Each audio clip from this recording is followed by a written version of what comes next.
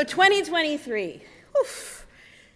This was the year that I walked through Auschwitz-Birkenau, Treblinka, Majdanek in Poland, and Kibbutz Kfar Aza in Israel.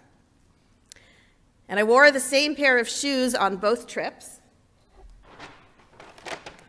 They're Vessies. Jeff Gertner told me to buy them. And I'm going to keep them in this bag, which apparently is from United. And I'm just going to put them on a high shelf. Not that I can ever forget what I saw in April or what I saw on Tuesday, but I still want to keep these shoes as a reminder. Because these shoes, they walked through Gate Salmavet. They walked in the valleys of the deepest darkness, where death occurred 80 years ago and just about 80 days ago, because people were Jews, just like you and me. On the March of the Living, I went to bear witness in Poland and be a source of spiritual support for the participants and the staff and the survivors. This week, I went to Israel to be a source of support to Israelis, my colleagues, and to bear witness. My main goal was lageshet, to come close to the places that continue to impact our people. I learned from Yosef, who we read about just now, velo yachol lehitapek.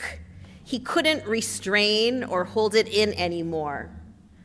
I felt like if I didn't get to Israel and see her now with my own eyes and hold people's hands as they shared stories and fears, that I would burst. And so I went for 66 hours to hug, to listen, to see, to mourn, and to make sure people knew that they were not alone. Now, I'm purposely not going to share now what I saw at Kibbutz Kfar Aza. There are children in the room. It's not fair. But know that Alon Futterman, who is currently the director of the Kfar Aza Foundation, he told us that on October 6th, this kibbutz, Kfar Aza, was 95% heaven and 5% hell. And October 7th, it became 100% hell.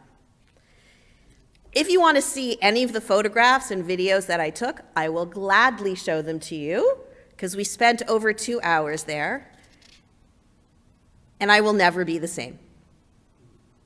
Period. Sof pasuk. I am going to share 3 things that I saw or that I witnessed. We heard from a survivor of the Nova Music Festival. His name is Amit Musai, and Amit is a tour guide. He has a wife, he has 3 little girls, they live in Holon, near Tel Aviv, and Amit is a huge fan of psychedelic trance music, and he's been following it for 20 years. The festival was 120 kilometers away from his home in a JNF forest in the Gaza envelope, just a few kilometers away from the border.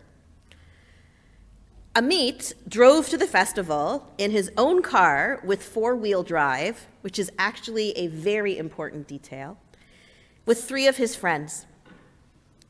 And while Amit was much older than most of the people at the festival, he really didn't care, because he loved the music, and I guess everything that went with the music. One thing that he had going for him, which probably saved his life, is that he knew exactly where on a map the festival was situated. He knew how close to Gaza they actually were. He knew the terrain, because he'd taken tourists and groups there in the past many times. So Amit and his friends, they arrived at 1:30 in the morning. They set up a campsite. and they just started to dance for hours. He was looking forward to meeting up with his best friend Adir and Adir's wife Shiraz and a friend of theirs who was supposed to be meeting up with them. At approximately 6:25 in the morning on October 7th, Amit started taking video because he wanted to capture the sunrise. We watched this video. Midway into it, the music stopped. And we literally were privy to being at the music festival at the start of the massacre. And we heard Milchama and Aza, Aza, Aza, which is translated as war, and Gaza, Gaza, Gaza. And in the video, we saw the clouds in the sky, which weren't clouds, but they were the explosions from Iron Dome. And we heard spread out, and we heard lie on the ground, which is what you're supposed to do when there are normal rockets. And we also heard Amit attempt to convince a very high young woman to get down, but she was doing her own thing. And then we heard the production team get on a speaker and tell the people to run. The video ends at 6:31 a.m. on October 7th. Running with everyone else who was there, Amit and his friends got to the campsite, and they found the car, which was a miracle because it was dark when Amit arrived, and somehow he had the foresight to know to park under a tree. So he was able to look for the tree and then find his car. And Amit's car wouldn't start because the battery on the clicker was dead. Has that ever happened to anyone? You're going like, ugh! And so he's fighting with it, and he's not typical state like you and I are right now. And he somehow was able to take the key that's embedded inside in the clicker thing. Do you guys know there's actually a key in there? But it ended up taking 10 minutes until the car would start. It's now 6:59 a.m. on October 7th. And everyone was trying to leave their cars, and there's this huge traffic jam. Earlier, I mentioned that Amit's car had four-wheel drive. And so Amit was able to off-road and drive on the curbs and drive on the shoulder and get out ahead of most people. By now, alarms had started all over the country, especially in Tel Aviv, where his family was, in Holon, and he was able to call his wife. He spoke to his wife and the kids, and they were hiding in a staircase because they didn't have a good mamad. They didn't have a good safe room. They were in an old building, 40 years old. At 7:32 a.m., he arrived at Somet Urim, an intersection that had both a gas station and an aroma. And so they ran towards the aroma, and they heard, "Duck, there's a terrorist there." And they heard machine guns, and the building was shot at, but they hid there until 8:49 a.m. Now, Amit was found at this point, and he was directed to safety by a group of off-duty Bedouin IDF soldiers. Bedouin IDF soldiers. And for Amit, this remains a reminder that we Jews are not alone. Then they were told to go to Tzi'ilim, which is about 10 kilometers away, and he off-roaded again to get there, and he remained there until 3:10 p.m. with other survivors. Later, he learned that his friends, Adir and Shiraz Tamam and Celine, the Hamas terrorists got to them while hiding in a bus shelter. Adir and Shiraz leave behind two little girls, and their aunts and uncles are actually fighting over who should be their legal guardians. And if you want to learn more about Amit, or virtually bring Amit to speak to any group you are a part of, just Google Amit Israel Tours. It'll take you to his Facebook page, and donations to those orphaned little girls are requested. And he told us that by sharing his story, that's his therapy. Sharing his story is his therapy. Story number 2 is the underlying message that every single person or group shared with us and we did not meet with any governmental group, and that is that civil society is providing for each other, not the government. My colleague, Rabbi Vernon Kurtz, who grew up around the corner, made Aliyah a few years back, and he shared that his wife, Bryna, had spent each week since the war doing laundry for displaced people, displaced families who are temporarily living in the Inbal Hotel in Jerusalem. And she does this completely on a volunteer basis. She picks it up, she washes it, she folds it, and then she returns it twice a week. Bryna also got involved in Bubby's Bakings, where she bakes for soldiers. She was told that if you put your phone number on the box, then you'll get a call. She did it once, and guess what? A soldier called her and said, Toda Rabbah. Kulanu Achim, which has been rebranded as Achim Laneshek, is a central distribution site for the displaced families and for soldiers. We visited the main depot in the parking lot of the Tel Aviv Expo. Most of my colleagues brought these massive duffels of supplies to donate, and while we were there, we watched as the full bags that my colleagues brought were opened and then immediately cataloged to be sorted and put on shelves.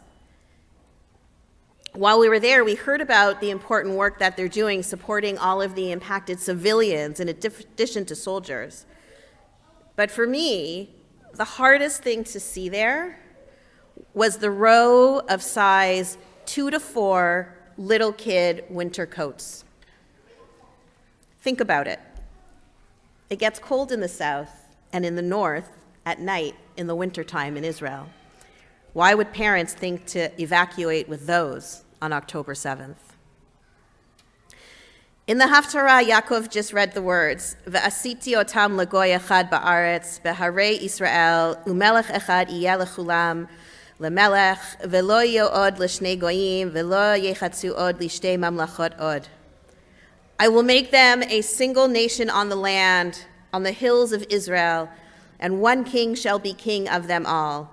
Never again shall they be two nations, and never again shall they be divided into two kingdoms. Now take the king thing out of the equation, but that's how the overwhelming majority of Israeli civil society is feeling right now. Goy echad ba'aretz, a single nation in the land. People are helping other people. And now for story number 3. Seeing all of the bring them home and kidnap signs in Israel is just that much more intense. You feel it in your gut.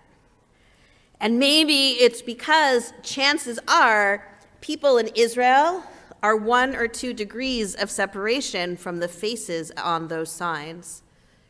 They are cousins, they are classmates, they are friends, and they are grandsons.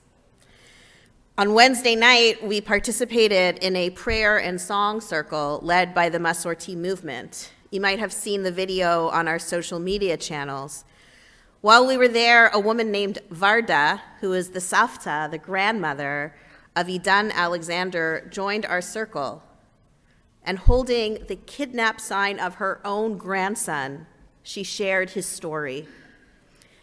Idan Alexander, 19, of the Golani Brigade's 51st Battalion, was stationed near the Gaza Strip on the morning of October 7th when he was taken captive by Hamas terrorists.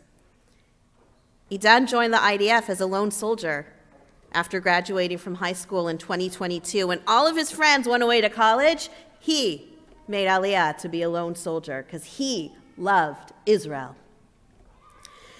On the morning of October 7th, he spoke to his mother, who was visiting Israel at the time. She called when the rockets began falling that morning, and Idan told her he was safe just after 6:30 a.m. A week later, the family was informed that Idan was taken hostage to Gaza. The stories of the hostages are unimaginably painful. But hidden in this difficult story is the story of the hostages' headquarters. In Tel Aviv, it is an entirely volunteer-run 6-story building that is lent free of charge. And inside this building are hundreds of volunteers who are selling merchandise like this and preparing food and arranging for housing and support for the families of hostages. And there is a corps of retired ambassadors and diplomats who are now civilians, who are leading the media team because they love the country and they speak a heck of a lot of languages. And they are all just Israelis showing up for those in need. And they are modeling for us what we all need to continue to do. The parsha is called Vayigash. We read that Yehuda came close, Vayigash, to Yosef. And Vayigash doesn't mean just to stand next to. It means to come close with purpose. It was also used when Avraham pled with God back in chapter 18. Avraham came forward and said, "Will you sweep away the innocent along with the guilty?" Vayigash Avraham vayomar ha'af tispeh tzadik im rasha. Now, citing a few other examples, Rashi says that the word vayigash is mostly used in the sense of coming near to wage war. And my colleagues and I did the act of vayigash this week for 66 hours. It's not that we came to wage war exactly, but we came to Israel